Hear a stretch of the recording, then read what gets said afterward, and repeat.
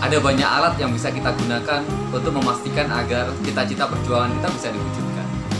Ada banyak langkah, ada banyak cara, ada banyak inisiatif yang sudah diajukan untuk memastikan agar kaum buruh bisa mendapatkan apa yang semestinya didapatkan. Tentu saja, serikat pekerja adalah sesuatu yang tidak bisa ditawar. Serikat pekerja adalah sesuatu yang mutlak dimiliki oleh kaum buruh. Sama dengan serikat pekerja, koperasi sejatinya mesti kita maknai sebagai alat untuk mewujudkan cita-cita. Kalau dengan serikat pekerja kita memastikan adanya pembelaan, memastikan adanya perjuangan, memastikan adanya perlindungan. Dengan koperasi kita ingin memastikan agar potensi kekuatan ekonomi kaum buruh bisa dimaksimalkan. Dalam hal ini saya akan berbincang dengan Bung Henut dari Bekasi yang selama ini aktif menyuarakan agar kaum buruh berserikat sekaligus berkoperasi. Yuk kita ikuti perbincangan saya dengan Bung Henut yang akan membahas masalah koperasi. Teman-teman, sebenarnya kita mau ngobrol soal di situasi yang sulit ini, Bung Henut. Banyak permasalahan yang terjadi, banyak PHK, banyak orang yang kehilangan pekerjaan gitu-gitu. Kemudian juga banyak yang dirumahkan dan upahnya nggak dibayar. Nah, Bung Henut kan sampai saat ini masih aktif begitu menggeluti koperasi dan menawarkan ide-ide baru begitu sebagai alternatif, sebagai solusi ketika situasi sulit seperti ini terjadi. Nah, kita pengen dengar nih, Bung Henut, apa sebenarnya yang ada dalam pikiran Bung Henut terkait dengan situasi seperti ini nih, Bung? Ya, memang ada satu kondisi di mana resiko-resiko pekerja itu sangat tinggi, ya Bang. Ya, ya. Salah satunya adalah tentang yang paling riskan adalah tentang PHK. Nah, hampir sebagian kawan-kawan kita ketika PHK itu hanya terlihat dari satu sisi, misalnya dari sisi hubungan industrial saja gitu kan. Ya. Atau ketidaksukaan dari perusahaan, tapi ternyata ada sisi lain yang bisa menyebabkan banyak terjadinya PHK. Ya, di antaranya mungkin perkembangan industri lah ya, perkembangan industri di mana robotisasi itu bisa menyebabkan PHK yang itu di luar ekspektasi kita. Ya, ya. Tapi ternyata ada satu hal lagi yang di luar pemikiran kita tentang terjadinya PHK ini, yaitu ternyata wabah penyakit bisa menimbulkan PHK yang besar-besaran kan. Ini di luar dugaan ya? Iya, nah inilah yang di luar benar-benar di luar dugaan kita semua, bahwa ternyata PHK, wabah penyakit bisa merubah tatanan kehidupan, bukan hanya tentang pekerja, tapi dari sisi sosial ekonomi juga. Oke. Nah, ini artinya bahwa pekerja harus mulai melihat dari semua sisi bahwa apapun yang terjadi, pekerja itu sangat rentan dengan yang namanya PHK tersebut. Ya, ya. Nah, artinya harus dibuat atau pemikiran pekerja harus mulai berkembang dalam cakupan yang lebih luas. Bagaimana cara untuk mengantisipasi atau meminimalisir hal-hal yang bisa beresiko terhadap pekerja itu sendiri, khususnya yang menyangkut tentang masa depannya. Karena tidak bisa kita pungkiri bahwa kehidupan pekerja sampai hari ini, sampai saat ini masih sangat ketergantungan sekali dengan yang namanya perusahaan lah. Ya, ya, ya. Nah, dengan perusahaan. Nah, itu artinya ketika terjadi sesuatu dengan perusahaan itu hampir dipastikan para pekerja itu tidak bisa berbuat banyak. Meskipun kita bisa lihat bahwa secara hukum lah, kata-kata PHK itu sangat sulit dilakukan sebenarnya kan. Ya, ya. Tapi antara hukum dan fakta ternyata sangat luar biasa tidak seperti kenyataan gitu. Betul. Nah, artinya di sini pekerja itu harus bisa melihat banyak sisi. Bahwa dia harus melakukan sesuatu yang mungkin di luar pemikirannya dia. Contoh misalnya, ini sebagai sebuah gambaran. Kenapa sebuah negara adidaya yang dia punya pasukan tempur banyak, kemudian punya senjata canggih gitu ya. Ya. Dia masih menciptakan drone atau mesin perang tanpa awak kan. Nah ini ada maksudnya juga, padahal dia udah jelas punya kekuatan tempur yang kuat, kemudian alat-alat canggih, tapi dia masih menciptakan drone. Padahal dia negara kaya. Nah ini harusnya menjadi sebuah pemikiran juga buat pekerja. Bahwa kita pekerja sangat banyak sekali, tetapi kita nggak mempunyai drone tadi itu. Nah ini yang menyebabkan kita porak-poranda. Oh, ya, ya, Ya ya, kan? ya, ya. Nah, inilah yang mesti kita pikirkan, bahwa pekerja juga harus menciptakan, kalau dibilang mesin perang lah. Semacam drone tadi.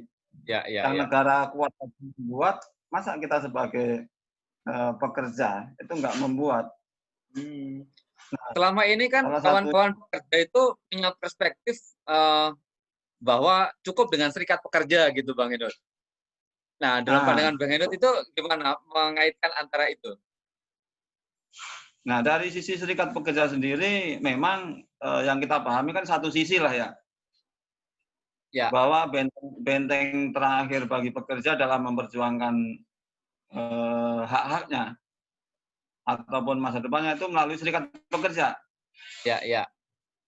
Tetapi kita bisa lihat pada kenyataan realitanya secara makro itu banyak sekali hal yang justru malah tidak sesuai dengan ekspektasi dan harapan di serikat pekerja. Misalnya, banyak teman-teman kita berserikat cukup lama, kemudian kita membangun jaringan-jaringan aliansi serikat pekerja yang meluas. Tapi pada sisi makro ternyata ada sesuatu yang justru malah menurun. Misalnya, kita berserikat membangun aliansi yang seharusnya PHK ini makin sulit terjadi gitu kan. Betul, betul. Tapi realitanya justru malah PHK makin menjadi-jadi nih, makin mudah sekali. Apalagi saat pandemi seperti ini ya. Ya. Nah, artinya di sini ada sesuatu yang terlewat dari serikat pekerja itu sendiri. Itu yang pertama. Yang kedua, dengan ada serikat pekerja yang sebenarnya usianya juga cukup lama, tapi hampir dipastikan bahkan di perusahaan-perusahaan sendiri itu sangat sulit sekali para aktivis serikat pekerja bisa memperjuangkan yang namanya sistem pengangkatan pekerja di perusahaan tersebut. Ya, ya, ya. Bahkan nggak berkutik dengan sistem yang saat ini berjalan kan, hampir semuanya bisa dipastikan kontrak kerja lah ya ketika mereka masuk bekerja. Ya, ya. Nah itu yang kedua. Nah yang ketiga yaitu tentang peluang kerja yang seharusnya serikat pekerja ini bisa memberikan jalan atau kesempatan peluang kerja terhadap mereka yang mau masuk kerja itu tinggi, tapi realitanya justru makin sulit. Bahkan peluang kerja dikuasai oleh para mafia-mafia lah ya, dengan membayar dengan dan sebagainya. Dan serikat pekerja nggak bisa berbuat apa-apa. Betul, betul, Bahkan betul. dengan. Nah itu yang ketiga, yang keempat, untuk mencari pekerjaan saja sekarang bukannya makin gampang, tapi makin sulit kan. Nah, bagaimana dengan nanti anak-anak kita ketika mereka masuk dunia kerja? Apa yang sedang dipersiapkan serikat pekerja untuk ke sana? Ya, ya, ya, ya. Yang sekarang saja PHK makin gampang, kesempatan bekerja makin sulit. Bagaimana dengan anak-anak kita nanti ketika mereka masuk dunia kerja? Bahkan serikat pekerja belum memikirkan tentang hal ke sana kan. Nah, artinya tanpa nanti misalnya Omnibus Law disahkan sekalipun, itu yang namanya upah murah, kemudian eksploitasi pekerja itu pasti akan terjadi. Pasti akan terjadi. Kenapa? Karena serikat pekerja nggak menyiapkan tentang nanti bagaimana generasinya ketika masuk dunia kerja kan. Ya, ya, ya. Nah, artinya ketika mereka nanti masuk dunia kerja, otomatis pengangguran lulusannya banyak, yang nyari kerja banyak. Akhirnya orang hanya berpikir yang penting bisa kerja, nggak lagi berpikir tentang penghasilan seperti apa, kontraknya seperti apa, hanya kepikiran yang penting kerja kan. Ya, ya, ya, ya. Nah, itu. Kemudian yang kelima tentang serikat pekerja yang seharusnya tiap tahun kita selalu berunding upah, kemudian 2 tahun sekali berunding PKB, gitu kan. Yang seharusnya ada peningkatan-peningkatan dari sisi kualitas hidup pekerja lah ya. Ya. Tapi 90% pekerja itu justru malah terjerat dengan hutang. Nombok gitu berarti ya. Ya, nombok. Nah, ini artinya ada sesuatu yang terlupakan kan yang dibangun oleh serikat pekerja. Ya, ya, ya.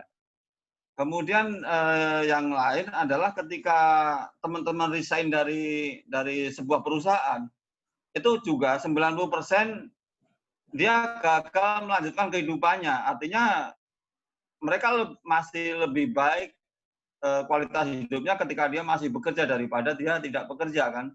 Oh, ya, ya, ya. Nah, ini sangat realita ketika teman-teman telah nggak bekerja. Itu mereka nyaris gagal lah dalam membangun kehidupannya. Hanya 10% yang mereka berhasil ketika mereka resign dari perusahaannya. Ya, ya, ya. Nah, artinya di sini dibutuhkan juga peranan serikat pekerja untuk membuat sebuah terobosan untuk memikirkan pekerja-pekerja yang telah ter-PHK, khususnya untuk anggota-anggotanya yang tadi kan. Betul, betul. Nah, ini yang mesti kita pikirkan bersama-sama. Nah, artinya serikat pekerja ini nggak cukup ketika kita hanya bersikat saja. Dan kita nggak cukup. Artinya harus dibuat sebuah role model. Kalau saya bilang itu namanya advokasi ekonomi sebenarnya. Oh ya, advokasi ekonomi itu ya. Ya, kalau saya bilang advokasi ekonomi. Nah, melalui apa? Melalui sebuah organisasi yang dibentuk oleh serikat pekerja itu sendiri. Itu dengan cara apa? Berkoperasi tadi kan. Oke, oke. Nah, yang jadi kendala adalah ketika orang berbicara koperasi atau mendengar kata koperasi itu orientasinya langsung dia jual beli, kemudian tempatnya ngutang, tempatnya minjem, SHO kan itu tuh. Ya, ya. Nah, itu yang membuat apa ya? Koperasi itu menjadi sesuatu yang tidak dilirik atau nggak masuk nominasi dalam perjuangan itu kan. Betul, betul. Padahal ada sesuatu hal yang sangat luar biasa ketika advokasi ekonomi ini atau koperasi ini dikolaborasi dengan serikat pekerja. Ini akan menjadi sebuah kekuatan yang dahsyat. Karena apa? Selain menyatukan manusia, itu juga menyatukan kapital juga. Nah, artinya semua potensi-potensi yang ada di buruh ini memang benar-benar disatukan untuk kepentingan perjuangan buruh itu sendiri. Ya, ya. Jadi intinya gerakan serikat buruh itu dia tidak hanya memikirkan yang masih kerja, tapi juga mempersiapkan yang belum bekerja dan termasuk juga mempersiapkan mereka-mereka pasca kerja begitu ya setelah ter-PHK. Jangan sampai ketika bekerja memang mendapatkan pendapatan, terus itu pun juga karena orientasi atau pikirannya masih konsumtif begitu, malah justru besar pasak daripada tiang. Tapi ketika ter-PHK justru malah kebingungan akan kemana. Nah, koperasi ini kira-kira menjadi landasan begitu sebagai wadah ketika nanti mereka dalam situasi-situasi sulit seperti ini, Bung Henut. Ya, betul sekali. Karena memang pada prinsipnya koperasi itu sebenarnya kan menyiapkan atau menyiapkan sesuatu yang memang dia untuk memprediksi hal-hal yang tidak diprediksi seperti yang saat ini terjadi kan. Ya, betul, betul. Misalnya gini, hampir setiap bulan buruh itu kan membelanjakan uangnya untuk memenuhi kebutuhan hidupnya. Ya. Nah, artinya buruh itu bisa mengumpulkan itu di jauh-jauh dari awal. Artinya dia memang membuat pasarnya sendiri kan. Betul, betul. Nah, membuat pasarnya sendiri. Toh belanja bulanan itu pasti akan dilakukan.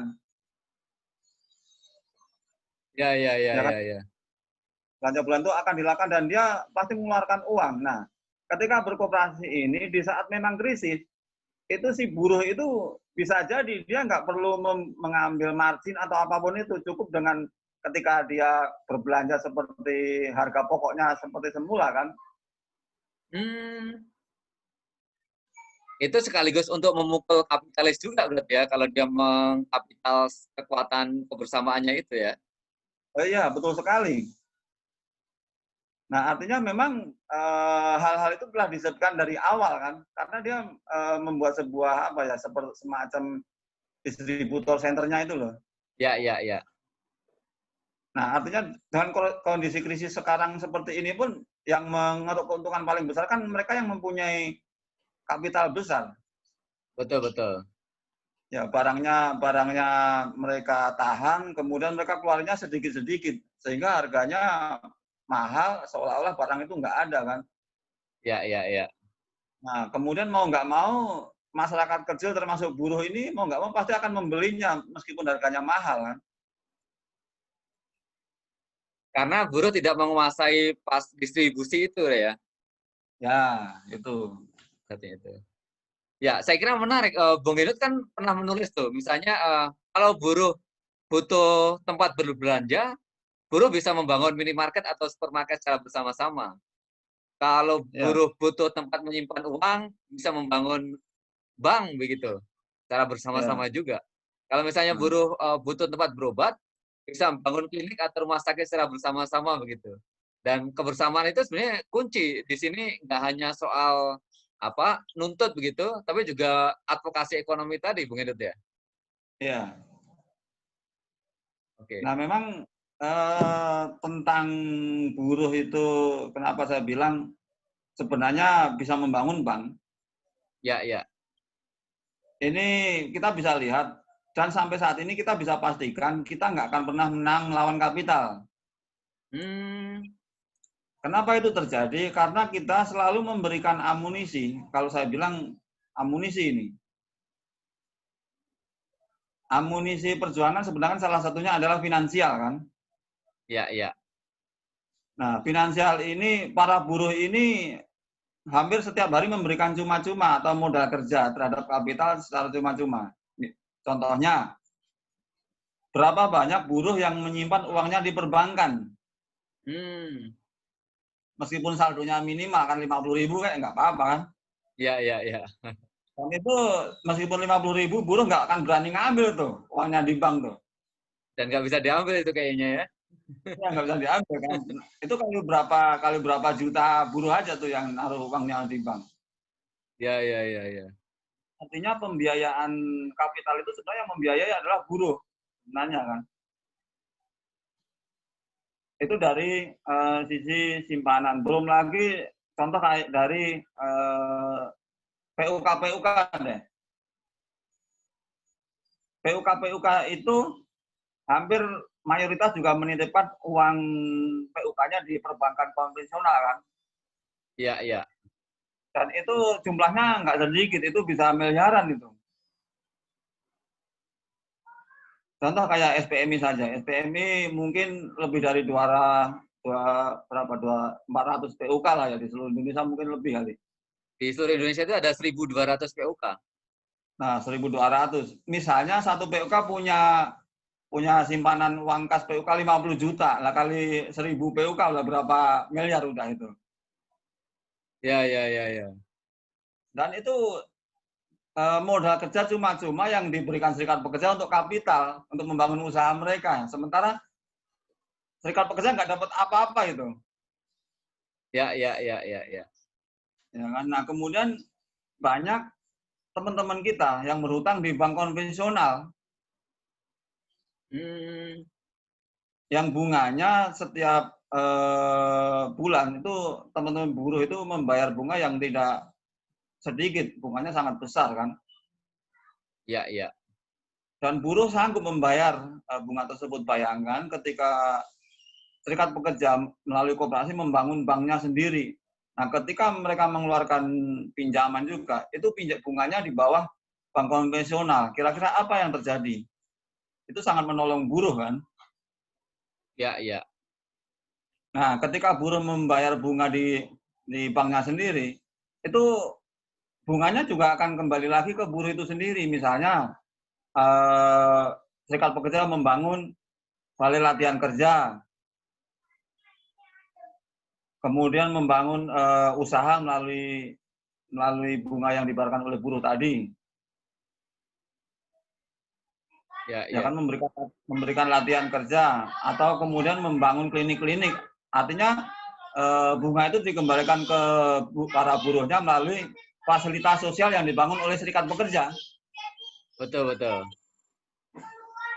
Ya kan? Nah, di situ dari sisi finansialnya. Nah, kemudian dari marketnya atau dari pasarnya, bahwa seperti yang saya bilang tadi, kita hampir tiap bulan membelanjakan keuangan kita.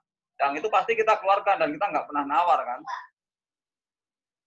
Ya, ya. Nah, bayangkan jika uang itu dikumpulkan, kemudian kita membuat sebuah pasar sendiri, misalnya satu pekerja tiap bulan membelanjakan uangnya itu rata-rata 500.000 misalnya. 500.000.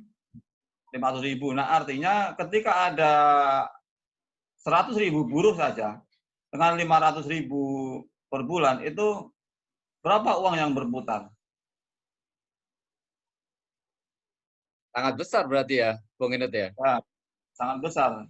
Saya berhitung misalnya satu buruh itu dia patungan 500.000 atau 100.000 saja deh.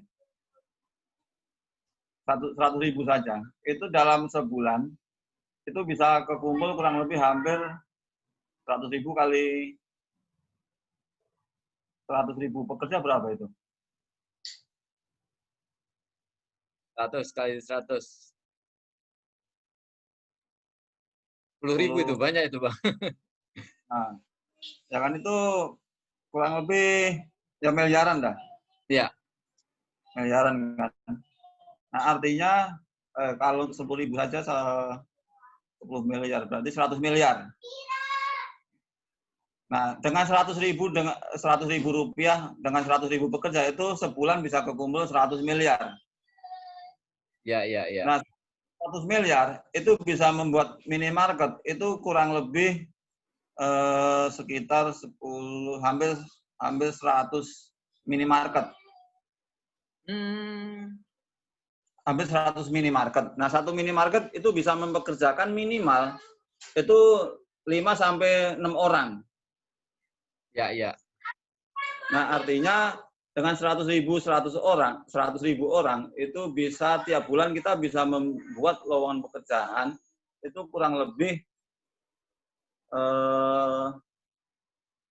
berapa itu?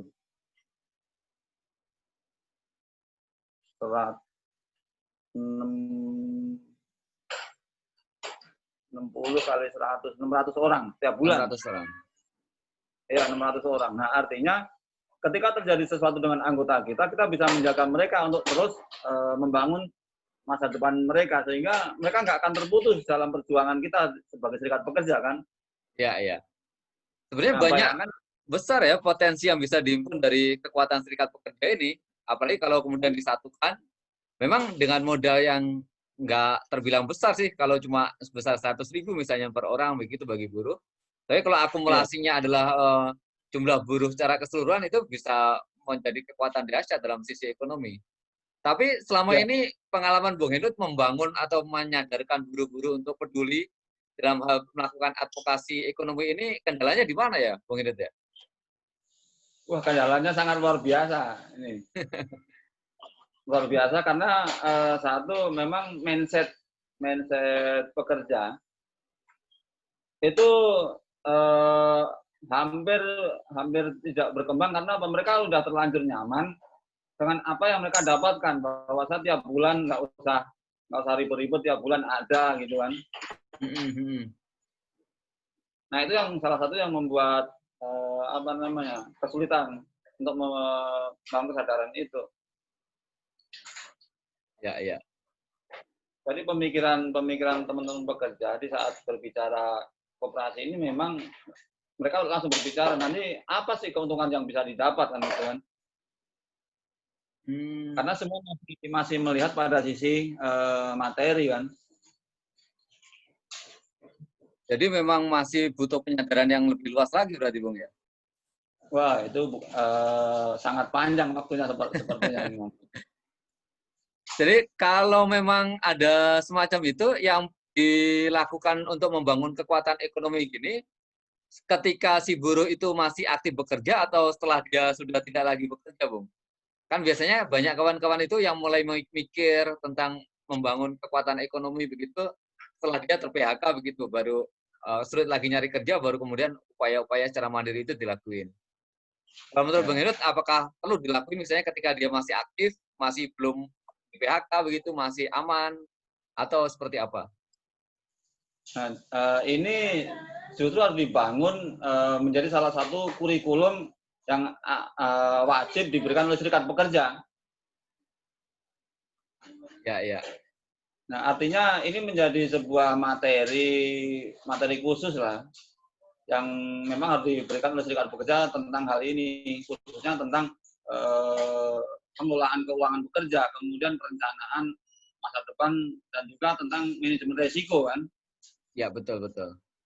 Nah, ini harus masuk dalam kurikulum serikat pekerja dan ini saya belum melihat itu masuk ke sana. Belum serius begitu ya untuk dibangun itu ya? Ya. Nah, kurikulum ini juga saya belum melihat itu ada di serikat pekerja. Termasuk punya STMI juga kan? Iya, iya, iya, iya. Ya. Kayaknya Bung Hendut perlu menyiapkan itu Bung, kurikulum seperti itu untuk bisa kemudian di-share sama teman-teman pekerja yang lain itu. Biar lebih cepat progresnya. Ya, memang pernah beberapa kali coba kita sounding gitu kan. Pernah kita sounding. Memang, tapi ya tadi masih melihat ini belum menjadi sesuatu yang penting bagi pekerja. Menurut mereka, karena ya tadi satu mereka masih berpikir bahwa ada pendapatan bulanan yang mereka dapatkan dari perusahaan itu dan tetap gitu kan. Ya, ya. Itu kan. Oke. Baik, mudah-mudahan dengan seperti ini akan banyak yang sadar begitu. Apalagi situasi COVID-19 ini banyak membuat buruh kehilangan pekerjaan. Banyak juga usaha-usaha yang dibangun atau dirintis itu juga gagal begitu. Dan memang satu-satunya jalan adalah kebersamaan. Ya. Kalau Bung Inut pernah menulis itu menarik sekali bahwa satu-satunya yang bisa menyelamatkan kita itu di masa-masa sulit sepertinya adalah soal kebersamaannya itu. Karena kalau nggak ada lagi kebersamaan, kemudian kita sendiri-sendiri, itu kita semakin terpuruk lagi. Nah, pesan Bung Henut mungkin terakhir buat kawan-kawan pekerja, apa Bung? Ya, pesan saya untuk teman-teman pekerja, sebelum semuanya terlambat, ya kan? Sebelum semuanya terlambat, ayo kita mempunyai kekuatan yang sebenarnya tidak diragukan lagi. Kita mempunyai kekuatan massa yang bisa merubah banyak hal. Tapi ketika ada satu sisi yang kita lupakan, kekuatan itu akan dengan sendirinya hilang tertelan zaman.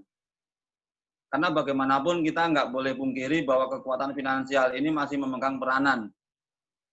Nah, artinya, ayo kita manfaatkan kekuatan kita, selain membangun kekuatan massa, kita membangun juga bangun kekuatan sosial ekonomi melalui koperasi. Karena dengan berkoperasi ini, kita akan bisa bagaimana memperpanjang perjuangan, bagaimana memperpanjang untuk menjaga kawan-kawan kita, sehingga mimpi kita tentang keadilan, kesejahteraan untuk seluruh Indonesia akan bisa terwujudkan. Ya. Mungkin itu aja. Baik, terima kasih Bang Henut atas inspirasinya. Mudah-mudahan ini bisa bermanfaat buat teman-teman yang lain. Dan bicara soal koperasi, itu seyogyanya adalah bicara tentang sesuatu yang esensial. Karena soko guru Indonesia, soko guru perekonomian itu adalah koperasi. Nah, sayangnya banyak orang yang mulai melupakan ini dan tidak serius gitu membangun upaya koperasi. Mudah-mudahan apa yang dirintis oleh Bung Hendut ini bisa diwujudkan begitu, gagasan-gagasan untuk melakukan advokasi dalam hal penguatan ekonomi terhadap buruh bisa menjadi lebih maksimal lagi. Ada yang mau disampaikan terakhir, Bung Hendut? Ya, sekali lagi, ayo kita wujudkan mimpinya Bung Hatta. Bung Hatta telah melihat jauh-jauh hari bahwa pendiri bangsa kita telah melihat bahwa kebersamaan, kegotong-royongan itu adalah kunci untuk kita bisa terhindar dari semua krisis yang ada. Dan ini telah disampaikan oleh pendiri bangsa kita. Artinya, pendiri bangsa kita telah melihat jauh-jauh hari sebelum kita ada, bahwa koperasi ini adalah benar-benar sebuah hal atau cara yang bisa kita untuk menolong bersama-sama keluar dari krisis apapun, termasuk yang saat ini terjadi. Ya. Mungkin itu aja. Oke, Bung Hendut, terima kasih atas waktunya. Sampai ketemu ya, Bung Hendut ya. Oke, siap, Bang. Baik, assalamualaikum. Waalaikumsalam warahmatullahi wabarakatuh.